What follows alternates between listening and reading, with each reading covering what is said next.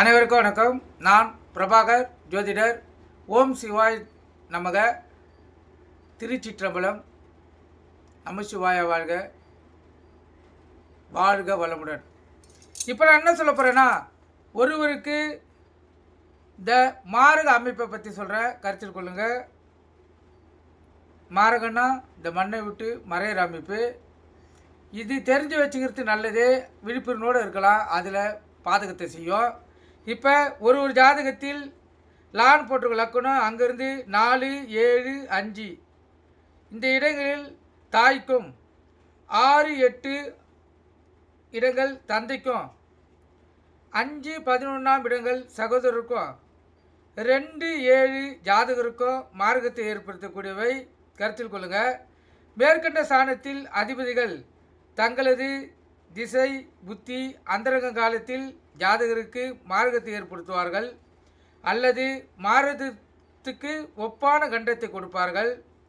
அதேபோல் செவ்வாய் திசையில் பிறந்தவர்களுக்கு சனி திசை 4வதாக வரும்போதும், கேது திசையில் பிறந்தவர்களுக்கு செவ்வாய் திசை 5வதாக வரும்போதும், சுக்கிர திசையில் பிறந்தவர்களுக்கு குரு திசை 6வதாக வரும்போதும், புதன் திசையில் பிறந்தவர்களுக்கு ராகு திசை 7வதாக வரும்போதும் அவங்களுக்கு இந்த மாரக திசையாக அமையும்.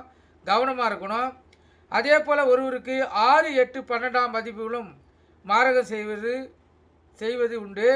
அதே போல் மேசம், கடகம், துலாம், மகரம் ஆகிய சர லக்னங்களுக்கு 2, 7ஆம் அதிபதிகள் மார்க்கஸ்தானங்களாக வருவார்கள்.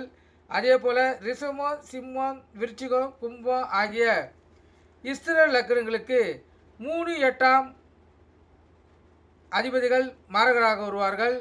மிதுனம், கன்னி, தனு, மீனம் ஆகிய உபய லக்னங்களுக்கு 7, 11ஆம் அதிபதிகள் மாரகஸ்தானங்களாக வருவார்கள்.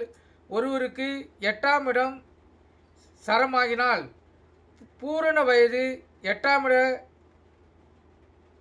இடமாகும். அதே போல் ஸ்திரி மகள், அதாவது ஸ்திரினா ஸ்திரி திசை, அது மத்திய வயது. 8ஆம் இடம் உபயமாகினால் 60 வயதாகும். கருத்தில் கொள்ளுங்கள். இது ஒரு அமைப்பு. எப்படின்னா, இப்போ சரராசி, ஸ்திர ராசி, உபய ராசி இருக்குது. இப்போ சரராசிக்கு 8ஆம் இடம் தான் முழு ஆயுளை கொடுக்கும் அவங்களுக்கு. அதே போல் ஸ்திர ராசிக்கு மத்திய